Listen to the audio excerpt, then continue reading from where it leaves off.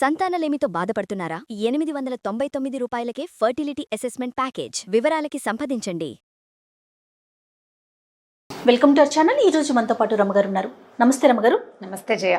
రమగారు, తెలివితేటలు ఎవరి సొంతం కాదు, ఒకరిని మించి ఇంకొకరికి తెలివితేటలు. దీనికి సంబంధించి చాలా స్టోరీస్ చెప్పుకున్నాం మనం. దీనికి సంబంధించి ఏదైనా ఒక సరదా కథ, చందమామ కథ చెప్తాం. తెలివి ఒకటి సొత్తు కాదు. మనం దానికి చాలా సింపుల్ సామెత చెప్తుంటాం. తాడిని దన్నేవాడు ఉంటే వాడు తలని దన్నేవాడు ఇంకొకడు ఉంటాడు. ఆ పైకి వెళ్ళేవాడు కనపడతాడు తర్వాత, అంతే కదా. ఇప్పుడు నువ్వు ఒక తెలివితోటి అవతల వాడిని బంధించాలని ప్రయత్నిస్తే అవతల వాడు ఇంకో తెలివితోటి, ఇంకొక మంచి సామెత ఉంది, ఎప్పుడైనా చెప్పానో లేదు, శతకోటి దరిద్రాలకి అనంత కోటి ఉపాయాలు. ప్రతి ఇబ్బందికి ఖచ్చితంగా సొల్యూషన్ ఉంటుంది. నీకు తెలియదు, నీ చుట్టుపక్కల తెలియదు, ఎవరికో తెలుస్తుంది దానికి ఆన్సర్, దానికి సమాధానం దొరికేస్తుంది గ్యారంటీగా. సమాధానం లేని సమస్యలు లేవన్నమాట ప్రపంచంలో. తెలివిలు కూడా అంతే. అష్ట తెలివిలు ఉన్నవాడికి ఇంకొక 18 తెలివితేటలు ఉన్నవాడు ఒకడికి దొరుకుతాడు. ఈ చందమామ కథ, ఒక ఊళ్ళో ఓ వీరయ్య అని ఒక చిన్న రైతు కూలి ఉండేవాడు. ఒక 1/2 ఎకరం పొలం ఉంది, కానీ ఏదో అప్పుల్లో జప్తు అయిపోయింది. అతను ఎలాగైనా కొంచెం పొలం కొనుక్కోవాలి. దాంతో భార్య ఏమందంటే, సమీపంలో ఏదో పట్టణాలు అవి ఉన్నాయి, ఎవరైనా ఇంట్లో పనికి కమతం కుదురుకో, ఊళ్ళో ఏదో కూలి నాలుగు చేసుకుని నేను పిల్లలు ఉంటానులే, వాకిట్లో దొడ్లో ఏదో కూరగాయల మొక్కలు పెట్టుకుని మా గదికి మేము గడుపుకుంటాము, నువ్వు వెళ్ళి కాస్త డబ్బులు సంపాదించుకొచ్చి ఇక్కడ పొలం కొనుక్కుంటే, పొలం ఉంటే ఇంకో కొంచెం సేఫ్గా ఉంటుందని భార్య అతన్ని పంపించింది. సరే, బాగానే ఉంది కదా అని అతను ఏం చేశాడు, కొంచెం దగ్గరలో ఉన్న ఓ పట్టణంలో ఓ శరభయ్య గారిని ఒక శెట్టి గారింటికి వెళ్ళాడు. వెళ్ళేసరికల్లా ఆయనకి పనివాడు చాలా అవసరం, కానీ ఆయన బహు పీనాసివాడు, ఎవరికీ తెలియదు ఆ సంగతి. పీనాస్తనాన్ని కవర్ చేసుకుంటాడనమాట ఆయన. అయితే బాగా ఆలోచించి మనిషి చూస్తే హఠాకట్టగా బాగున్నాడు. నేను నా దగ్గర పని చెయ్యి, నెలకి 4 వరహాలు ఇస్తాను, ఆకు నిండా అన్నం పెడతా, విస్తర్ నిండా అన్నం పెడతా, విస్తర్ అంటే ఆ పాత్ర విస్తరాకు ఉంటుంది కదా, విస్తర్ నిండా 2 పూట్ల అన్నం పెడతాను. మరి ఇంట్లో వాకిట్లో పని చేయటం, మా ఆవిడ వంట పని చేసుకుంటున్నప్పుడు పిల్లల్ని ఆడించటం, నేను మధ్యాహ్నం భోజనానికి నేను ఇంటికి వచ్చినప్పుడు కొట్టు మీద, ఆయనకి శెట్టి గారు అని చెప్పాం కదా, కొట్టుంది, కొట్టు మీద కూర్చుని సామాన్లు అందించడం, వచ్చిన జనాలను చూడడం, మళ్ళీ నేను భోజనం చేసి ఓ కునుకు తీసి వచ్చాక నువ్వు ఇంటికి వెళ్ళిపోవచ్చు, ఇంట్లో సాయంకాల పనులు చేయటం. ఒక మనిషి అవసరం తీవ్రంగా ఉంది, ఉండమన్నాడు. 4 ఏంటి షరతు, 4 వరహాలు ఇస్తా నెలకి, అన్నం గడిచిపోతుంది కదా, తిండి నిద్ర అన్నీ గడిచిపోతాయి. 4 వరహాలంటే బంగారు రూకలు. ఓవేళ గనక నువ్వు మధ్యలో మానేసి వెళ్ళిపోదలుచుకుంటే నేను నీకు రూపాయి ఇవ్వను. నేనే పంపించేటట్టయితే ఇతను అడిగాడు, సరే బాబు, నేను మానేసి వెళ్ళిపోతే మీరు రూపాయి ఇవ్వరు, బాగానే ఉంది, నెల మధ్యలో మానితే డబ్బులు ఇవ్వం, నేనే నిన్ను తీయాలి. సరే, ఒకవేళ మీరే నన్ను తీయాల్సి వస్తే మీరేమి ఇస్తారు అన్నాడు. 400 ఇస్తా అని చెప్పాడు. వరహాలంటే బంగారు కాయిన్లు, ఈ 400 వరహాలు కాదు, వెండి కాసులు అనమాట, ఇస్తానన్నాడు. బాగానే ఉంది కదా, సరేనని చెప్పి ఒప్పుకున్నాడు. ఒప్పుకుంటే ఏమైంది, సరే పొద్దున్నే ఏం చేశాడు, ఇవాళ మాట్లాడుకున్నారు. ఆ రాత్రి ఎవరో తెలిసిన వాళ్ళ ఇంట్లో పడుకుని ఇతను పొద్దునే వీళ్ళ ఇంట్లోకి వచ్చాడు. ఇల్లు వాకిళ్ళు ఊడ్చాడు, వాకిళ్లలో నీళ్లు కొట్టాడు. ఓ చాకలు ఎవరో ఉంది, వాళ్ళకి ముగ్గేసింది. సరే, అన్ని మొక్కలునే బోలెడు చెట్లు, వాళ్ళ దొడ్డి వాకిలి అంతా, మొక్కల్లో నీళ్లు పోసాడు. బావిలోంచి నీళ్లు తోడేప్పుడు పంపులా ఓవర్ హెడ్ ట్యాంకులా ఏం లేవుగా, అక్కడి నుంచి బావిలో నీళ్లు తోడి తొట్టెలు నింపాడు. స్నానాలకి వాటికి నీళ్లు కావాలిగా వాడుకోవడానికి. సరే, ఈ లోపల ఏమైంది, పిల్లల్ని ఆడిచ్చాడు కాసేపు. 10-10:30 అవ్వగానే ఆవిడ అన్నం పెడతానంది. సరే, అన్నం అంటే పొద్దునే 3 పూట్ల అన్నం తినే రోజుల భోజన సంస్కృతి రోజులు అనమాట. సరే, ఈయన ఏం చేశాడు, విస్తరేసుకుని కూర్చున్నాడు. ఆవిడ ఏం చేస్తుంది, పొడి ఆడుతున్న అంత గిన్నెతోటి అన్నం తెచ్చి విస్తర నిండా చల్లింది. తెల్లబోయాడు ఇతను. ఈ నిండా చల్లిన దాన్ని దగ్గరికి జరిపితే ఎంత అవుతుంది, అంత వస్తుంది. ఈ ముద్ద ఎలా చాలుతుంది, పిల్లలకే చాలదు, పెద్దవాడు, పైగా బలశాలి, పనిమంతుడు, ఆహారం బాగా కావాలి, పైగా స్నాకింగ్లు అవి ఉండే రోజులు కావు అవి, అన్నమే, అన్నం అంటే ఇది లెక్క, ఇది ఎలా చాలుతుంది. అక్కడి నుంచి ఏం చేయాలి, మళ్ళీ అడగడానికి మొహమాటం వేసింది. ఓ ఆవిడ ఇంతో పచ్చడేసింది, కంద ఆకు నిండా అన్నం జల్లేసింది, వెళ్ళిపోయింది. దాన్ని మెల్లిగా దగ్గర జరుపుకున్నాడు. ఇంత ముద్ద తిన్నాడు. కిరకిర అంటుంది పొట్టలో, ఏం చేయాలో తెలియలే. సరే, మధ్యాహ్నం అయింది, వెళ్ళి శెట్టి గారిని భోజనానికి పంపించింది. కొట్టుకు వెళ్ళాడు, కొట్టులో కూర్చున్నాడు. సరే, వస్తువులు ఏవో అందించాడు. ఎవరో కొంతమంది వచ్చారు, వాళ్ళకి అంటే కొనుక్కోవడానికి వచ్చిన వాళ్ళకి చూశాడు, ఆ డబ్బులు అది పక్క పెట్టాడు. 3 గంటలకి శెట్టి గారు వచ్చాడు. సరే, రాత్రికి ఏమైనా పెడతారేమో చూద్దాం అనుకున్నాడు. సరే, చీకటి పడ్డాక విస్తరేసుకుంటే మళ్ళీ ఆవిడ విస్తరలో పొడిపొడిలాడుతున్న అన్నం చల్లేసి వెళ్ళిపోయింది. అది కూడా జరిపితే ఇంత వచ్చింది. ఒక రోజంతా పొద్దునింత సాయంత్రం ఇంత తింటే ఒక మనిషి ఉండగలడా? ఆకలికి శోష వచ్చేస్తుంది. మర్నాడు పొద్దున ఏమన్నాడు, శెట్టి గారి పొద్దునే కనపడ్డప్పుడు ఆయన చెప్పాడు, వేరే చెప్పాడు, బాబు అన్నం సరిపోవట్లేదండి, మరి ఇంత అన్నం నాకు ఎట్లా చాలుతుంది. అదేమిటి, అదేగా షరతు, విస్తర్ నిండా అన్నం పెడతా ఉన్నాం, విస్తర్ నిండిందా లేదా, పని చేస్తే చేయలేతే మానేసేయి, నీ అంతట్లో మానేస్తే పావులు ఇవ్వని అన్నాడు. ఒకరోజు పని చేశాడు, అసలు ఇక్కడి నుంచి ఎలా వెళ్ళాలో అతనికి అర్థం కాలేదు. సరే ఏమనుకున్నాడంటే వీళ్ళ సంగతి చూద్దామని ఆ పూటకు ఊరుకున్నాడు. మధ్యాహ్నం కొట్టుకెళ్ళాడు కదా, కొట్లో కూర్చున్నాడు. కొట్లో కూర్చున్నప్పుడు ఏం చేశాడు, ఆ శెట్టి గారు ఈ వస్తువు 10 రూపాయలు, ఈ వస్తువు 8 రూపాయలు అలా రేట్లు చెప్పాడు. ఎక్కువ రేటుకి తక్కువ రేటుకి ఎక్కువ వస్తువులు ఇచ్చేసాడు వాళ్ళకి. ఆ కొట్లో బెల్ల ముక్కలు, ఖర్జూర పళ్ళు అవి ఇవి కనపడితే కాసిన పళ్ళు తినేసాడు. మరి ఏం చేస్తాడు, నువ్వు దొంగతనాన్ని ప్రోత్సహించినట్టే అయింది.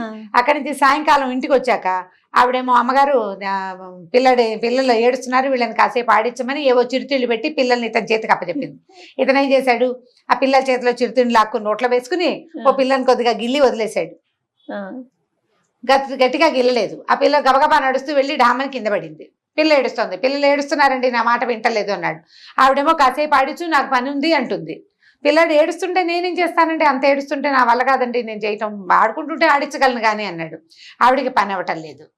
సరే ఏం చేశాడు, రాత్రికి మధ్యాహ్నానికి ఏం మాట్లాడలా, రాత్రికి 5 విస్తళ్ళు కలిపి పెద్ద విస్తరి,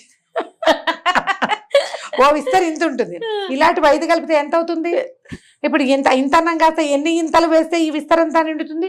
ఆవిడకి అర్థం కాలేదు ఇదేమిటి, ఏం చెయ్యాలి అని. సరే ఏం చేసింది, మళ్ళీ పెద్ద గిన్నె పట్టుకొచ్చి కొంచెం ఆకు నిండా చల్లింది. మళ్ళీ కూడా చల్లటమే, చల్లినా కూడా అంత అన్నం అయింది, అది తినేశాడు. అక్కడి నుంచి భర్తకు చెప్పింది, ఏమండి వాడు తెలివితేటలు, వాడు పెద్ద విస్తర వేసుకున్నాడంటే ఈ శెట్టి గారు అన్నాడు, ఏమిటో నీ తెలివి, 5 విస్తరలు కలిపి ఇంత పెద్ద విస్తర వేసుకున్నావుట, ఇంత పెద్ద పెద్ద విస్తరలు అయితే మా కుదరవన్నట, మీరు విస్తర అన్నారు, పెద్దదా చిన్నదా అనలేదు కదా, అయ్యింది. ఇక ఏమి చేయలేకపోయాడు. కొద్ది రోజులు గడిచినాయి. ఆయనకి విసుగ్గానే ఉంది. శెట్టి గారికి పొమ్మంటే డబ్బులు ఇవ్వాలి, 400 వెండి వరహాలు ఇస్తానని ఒప్పుకున్నాడు. అక్కడి నుంచి దొడ్లో వాకిట్లో బోలెడని మొక్కలు ఉన్నాయి కదా, ఏం చేసేవాడు, మొక్కల్లో ఒక 4 బొక్కెలు తోడి తలా ఒక గ్లాసు మొక్కల్లో నీళ్లు పోసాడు. నీళ్లు పోయాలి, మొక్కలు మామూలుగా అన్ని మొక్కలు తడవాలంటే వాడు 100 చేతలు తోడితే గానీ నిండవు. 4 చేతలు తోడడం, గ్లాస్ ఎత్తి పోయటం.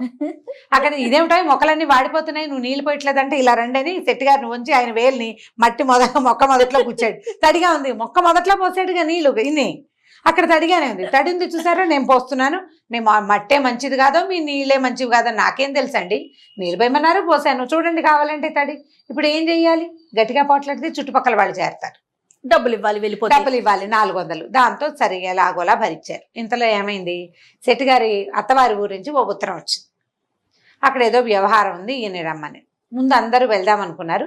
మళ్ళీ ఏమనుకున్నారంటే ఇంతమంది ఎందుకు, వీడున్నాడుగా వీరయ్యని తోడు తీసుకెళ్ళచ్చు అనుకున్నారు. ఆవిడ ఏం చేసింది, ఆయన గుర్ర బండిలో బయలుదేరాడు. బండి తోలడానికి వీరయ్య, మళ్ళీ బండి వాడికి డబ్బులు ఇవ్వద్దు, వాడిని కాకుండా వీడినే తోలమన్నారు. సరే బాగానే ఉంది. ఆవిడ ఏం చేసింది, ఆయన తినటానికి కుడుములు పులిహార పొట్లం కట్టింది భర్తకి. ఈ పొద్దున ఈ ఊరు నుంచి ఆ ఊరు వెళ్ళాలి కదా, మధ్యాహ్నం తినడానికి ఎక్కడో చెరువు దగ్గర ఆగుతారు, అక్కడ భోజనాలు చేస్తారు. వీడికేమో ఓ ఇంత చద్దెనో ఓ పచ్చడి పెట్టి వాడికి ఓ మూట కట్టించింది. ఇతనేం చేశాడు, ఆ బండిలో ముందు కూర్చున్నాడు కదా, ఆ బండిలో ఉన్నంత సేపట్లో ఈయనేమో బండి కుదుపుకి అయ్యగారు నిద్రపోతుంటే ఆ పైన కుడుములన్నీ తీసుకుని తినేశాడు అతను. పులిహార ఉంది పొట్లం. అక్కడికి వెళ్ళాక ఏం చేశాడు, ఆయన చెరువులో కాళ్ళు చేతులు కడుక్కొచ్చే లోపల ఈ పొట్లం ఊడదీసి గుర్రం దగ్గర పెట్టాడు. గుర్రం పక్కన పెట్టాడనమాట. పెట్టేసరికల్లా చెయ్యి అన్నాడు ఆయన వచ్చేసరికి. అయ్యగారు కుడుములో ఏవో పెట్టారండి అమ్మగారు, అవన్నీ గుర్రం తినేసిందండి అన్నాడు. అనేసరికల్లా ఆయన అన్నాడు, అయ్యో గుర్రం తినేయటం ఏమిట్రా, ఇప్పుడు నేనేం తిన్ను, గుర్రం ఎంగేలు చేసిందాన్ని నేను ఎలా తింటాను అన్నాడు. పోన్లేండి అమ్మగారు నాకు సర్ది మూట కట్టించారు, అది తిందానులేండి అన్నాడు. అనేసరికి చిచ్చి చద్దన్నం ఎలా తింటానురా అంటే, నేను తింటానులేండి, నాకు గుర్రం ముట్టినా ఇబ్బంది లేదని పులిహార పొట్లము తినేశాడు, తను చద్దన్నము తినేశాడు, హాయిగా కడుపులో చల్లగా ఉంది. ఈయనకేమో ఎలకలు పరిగెడుతున్నాయి కడుపులో. సరే ఏమన్నాడు, అయ్యగారు ఓ పని చేద్దామండి, మీరు బండిలో విశ్రాంతి తీసుకోండి, మీకు ఎలాగో ఓపిక లేదు, నేను గుర్రం వేసుకెళ్తాను, గుర్రం వేసుకుని మీ అత్తగారి ఇంటికి వెళ్ళి మీరు రాగానే మీకు భోజనం ఏర్పాట్లు, మీరు వెళ్ళాక వాళ్ళు అవి ఇవి చేసి కాకుండా వెళ్ళగానే అన్నం పెట్టేటట్టుగా ఏర్పాటు చేసి వస్తానండి అన్నాడు. బాగా వెళ్ళాలి, ఒక 4 కిలోమీటర్లు. సరే ఈయనేమనుకున్నాడు, ఎండ ఆకలిస్తోంది, సరే లేరా నేను కాసేపు పడుకుంటానని ఆ పక్కన ఏవో చెట్లు కనపడితే 2 నేరేడు పళ్ళు కనపడ్డాయి, 4 పళ్ళు తిని పడుకున్నాడు. వీడు గుర్రం వేసుకుని అత్తారింటికి వెళ్ళిపోయాడు. వెళ్ళిపోయి అస్సలు మా అయ్యగారికి ఒంట్లో బాగులేదండి, పుట్టెడు జ్వరము ఒళ్ళు నొప్పులును, అందుకని ఆయన పాత కొర్రల బియ్యపు అన్నము చింతకాయ పచ్చడి తింటారు, ఇంకేం తినరు, పచ్చం చేస్తారు. కాబట్టి మీరు ఆయన బలవంత పెట్టద్దు, మీరు పని ఉందని వచ్చారు, లేకపోతే వచ్చేవాళ్ళు కాదండి అని చెప్పాడు. చెప్పేసి వెనక్కి వచ్చేసాడు. గుర్ర బండి పూంచాడు, అయ్యగారిని ఎక్కించుకుని తీసుకుపోయాడు. ఈయన వెళ్ళేసరికి కాళ్ళు కడుకోగానే అల్లుడు గారు కుశలంగా ఉన్నారా అని అడుగుతున్నారు ప్రతి వాళ్ళు. ఏమిటి నాకేం మైరోగం వీళ్ళంతా ఇలా అడుగుతున్నారు అని వీడికి ఆశ్చర్యంగా ఉంది శెట్టి గారికి. సరే వాళ్ళు ఏదో పెడతారని చూస్తే పచ్చం కదా, మామిడి పళ్ళు ముక్కలు తరిగి బెల్లం ముక్కలు తరిగి ఏం పెడతారు ఆయనకి, పచ్చం చేస్తున్నాడు, పళ్ళ ముక్కలు అవి పెట్టకూడదు. అందుకని ఏం చేశారు, అన్నం వేడివేడిగా తయారవుతుందండి అన్నారు. చుట్టుపక్కల అందరికీ పప్పులు పచ్చళ్ళు పాయసాలు వడ్డిచ్చారు. ఈయనకు అంత కొర్రబియ్యపు అన్నము చింతకాయ తొక్కు పెట్టారు, నీళ్ళ మజ్జిగ. ఆ కొర్రబియ్యపు అన్నమే ఎక్కదు, దాంట్లో ఏ పులుసో పోసుకుంటే కొంచెం తినగలుగుతాం. ఇవాళ రేపు చాలా మంది తింటున్నారు కదా కొర్రలు అవిను, వాళ్ళకి బాగా అనుభవమే. ఒట్టిగా దాన్ని తినలేము, అసలు మహావిసుగ్గా ఉంటుంది. ఎప్పుడెప్పుడు మానేద్దామా, జీవితం మీద విరక్తి వస్తుంది. ఇందులో చింతకాయ తొక్కు అంటే, తొక్కు అంటే అందులో పచ్చిమిరపకాయలు వేసి నూరింది కాదది, పాత చింతకాయ తొక్కు. ఉప్పు మాత్రమే ఉంటుంది, ఇంకేం ఉండదు, పొల్లగా ఉప్పగా ఉంటుంది, తీగా కూడా ఉండదు. అది వేసుకుని ఆ అన్నం తిని ఆ నీళ్ల మజ్జిగ పోసుకునేసరికి ప్రాణాలు కడబట్టిపోయినాయి. ఆకలికి తలనొప్పి వచ్చేస్తోంది. ఈ అన్నం తినలేక దవడలు కూడా నొప్పి పుట్టినాయి. విసిగిపోయాడు. పోనీ అల్లుడు వస్తే ఇలాంటి మరిగి చేస్తారా వీళ్ళ మొహాలు మండా అని అత్తవారిని తిట్టుకుంటున్నాడు. ఈయనేం చేశాడు వీరయ్య, ఆయన కాళ్ళు భోజనం చేసి బయటకు వచ్చి పడకుర్చీలో కూర్చుంటే విసిరికర్ర పెట్టి విసురుతూ, అదేంటండి అయ్యగారు మీరు వస్తున్నారని చెప్తే వాళ్ళంతా పాయసాలు చేసి తినేసి మీకు ఇలాంటివి పెట్టారు, వీళ్ళకి మర్యాద ఏంటండి, వీళ్ళ పద్ధతులు ఏం బాగోలేదు, మీ అత్తారు ఇంత దుర్మార్గులని నేను అనుకోలేదండి అని 2 వాక్యాలు లెక్క తీశాడు ఆయనకి. ఇంకా అంతే, ఆయనకి మహా విసుగు పుట్టింది. పని లేదు పాటలేదు, రేపొద్దునే వెళ్ళిపోదాం రమ్మనం అన్నాడు. రేపొద్దునే వెళ్ళిపోదామని బండి కట్టుకున్నారు. ఈ అల్లుడు గారు అర్ధాంతరంగా వచ్చిన వాడు ఎందుకు వెళ్ళిపోతున్నాడో వాళ్ళకి అర్థం కాలేదు. ఆయనకు ఓపిక లేదు పాపం, ఒంట్లో బాగులేదు, ఈ వ్యవహారం ఆయన లేక ఏదో మనం పిలిచామని వచ్చాడు, ఫోన్లే వెళ్ళిపోనివ్వమని వాళ్ళు వదిలేశారు. వదిలేస్తే సరే వెళ్ళిపోయారు. అల్లుడు గారు దారిలో తినడానికి మళ్ళీ కొర్ర బియ్యపు రవ్వతోటి చేసినంత ఉప్మా చేతిలో పెట్టారు. ఆయన దారిలో పారేసాడు దాన్ని, దిక్కుమాలి కొర్రల బియ్యం అని. సరే ఈ చెరువు దాకా వచ్చాక, అయ్యగారు మీకు అసలు ఓపిక లేదు, మీరు పడుకోండి, కాసేపు రెస్ట్ తీసుకోండి, గుర్రపు ఒళ్ళు కదిలిపోతుంది, గుర్ర బండి మీద నడువులు నొప్పులు పుడతాయి, మీకు అసలే నిన్న ఆహారం లేదు, మీరు పడుకోండి, నేను ఇంటికి వెళ్ళి అమ్మగారికి మీకు భోజనం అది ఏర్పాటు చేయించి నేను వెంటనే వచ్చేస్తాగా అని బండి గుర్రం అమ్మగారి ఇంటికి వెళ్ళాడు. ఇప్పుడు శెట్టి గారు సొంత ఇంటికి వెళ్ళిపోయి ఏం చెప్పాడంటే, అయ్యో అమ్మగారు ఏం చేయనండి, మీ అమ్మగారి ఊరి దారిలో అయ్యగారికి దయ్యం పట్టింది, ఏదో గాలి వచ్చేసిందండి, అక్కడ ఏం తినలేదు, పాత కొర్ర బియ్యం అన్నం తినొచ్చారు, ఏమీ తినలేదండి, మంచి ఆకలి మీద ఉన్నారు, రాగానే చీపురు తిరగేసి చితకొట్టేయండి ఆయన్ని, దయ్యం పోతుంది. దయ్యం పోతుంది, అప్పుడు శుభ్రంగా అన్నం తింటారు, మీ వాళ్ళ ఇంట్లో కొర్ర బియ్యం అన్నం చింతకాయ తక్కువ వేసుకుని తిన్నారు, కావాలంటే కనుక్కోండి అని చెప్పాడు. మేఘాల మీద వెనక్కి వచ్చేసాడు. వెనక్కి వచ్చేసి అయ్యగారిని చూడగానే వలవల ఏడుస్తూ, అయ్యగారు ఏం చెప్పాలండి, మనం ఇలా గుమ్మం దిగామో లేదో, నిన్న పొద్దున బయలుదేరాం, అమ్మగారికి భూతం ఆవేశించిందండి, ఇంట్లో సామాన్లన్నీ విసిరేస్తోందిట, పిల్లలంతా భయపడిపోతున్నారు, పక్కిళ్ళ వాళ్ళంతా పిల్లల్ని ఆడించడానికి తీసుకుపోయారు, ఆవిడ ఒక్కతే ఉంది, వెళ్ళగానే ఏం లేదు, మన వాకిట్లో వీధుడిచే చీపురు వాకిలి గుమ్మం పక్కనే పెట్టొచ్చానండి, ఆ చీపురు తీసుకోండి, అమ్మగారిని చితకొట్టేయండి, భూతం వదిలిపోతుంది. మనం వెళ్ళేసరికల్లా ఒంటరితనంతో భూతం పట్టింది ఆవిడకి అని చెప్పాడు. ఆయన ఇదేమిటి, నాకేమో అన్నం లేదు, ఆహారం లేదు, తలకాయ నొప్పి, కడుపులో నొప్పి, కాళ్ళు నొప్పులు అన్ని బాధలుగానే, తిండి లేకపోతే ఏమిటి అన్ని జబ్బులు వచ్చేస్తాయి, అన్నం తిన్నాక సగం జబ్బులు పోతాయి. ఈయన ఏం చేశాడు, సరే మళ్ళీ బండి ఎక్కాడు, ఇద్దరు కలిసి వెళ్ళారు. ఆవిడ రాగానే కొర్ర బియ్యపన్నం చింతకాయ తొక్కు తిన్నావా అని అడిగింది. తిన్నాను అన్నాడు. అనగానే చీపురేసి కొట్టడం మొదలుపెట్టింది. ఈయన ముందే అది ఏమిటో ఆ పిచ్చి ప్రశ్నలు అడుగుతోంది ఏమిట్రా అని ఈయన చీపురు తీసుకున్నాడు. ఇద్దరు వచ్చాడు, అమ్మడు కొట్టేసుకున్నారు. కొట్టేసుకునేసరికల్లా పక్కింటి వాళ్ళ పిల్లలు లబో దీబోమని అరిచారు. చుట్టుపక్కల వాళ్ళంతా చేరారు.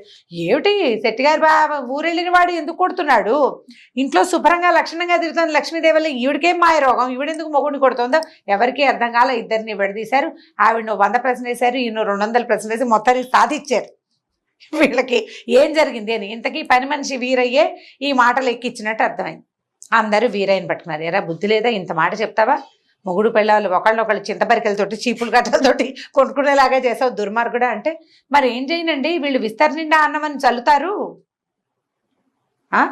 ఏవి పెట్టరు, పైగా నువ్వు పని మానేసుకెళ్తే నీకు రూపాయి ఇవ్వము అని షరతులు పెడతారు, మరి ప్రపంచానికి తెలిసేలా చేయాలంటే వీళ్ళ బుద్ధి తెలియటానికి ఇలా చేశానంటే అందరికీ తెలిసిపోయింది.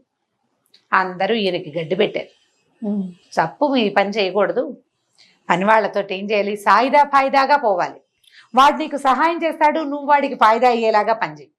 నువ్వు 10 రూపాయలు ఇవ్వు, కావాలంటే 15 రూపాయలు పని చేయించుకో, ఒక ముద్ద పెట్టేటప్పుడు 2 ముద్దలు పెట్టు, వాడు ఒక పని చేసేవాడు 2 పనులు చేస్తాడు.